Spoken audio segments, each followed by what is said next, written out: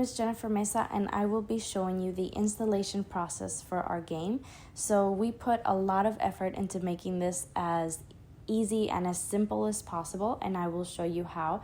First, make sure that you have a good and reliable internet connection, and you can go ahead and open any search engine like Google Chrome, Safari, Bing, Firefox. For this example, I will be using Google Chrome. Here we are. And all you have to do in the search tab is to type PyQuest, capstone II, which is the Roman numeral for 2, demo.com. And it is a fully available and free website that we have created. We even bought our own UML domain so that we could have that name for the presentation and everything. This game is made in Unity, so it's very, very simple to download as a WebGL, and that is simply all that you have to do. Thank you so much.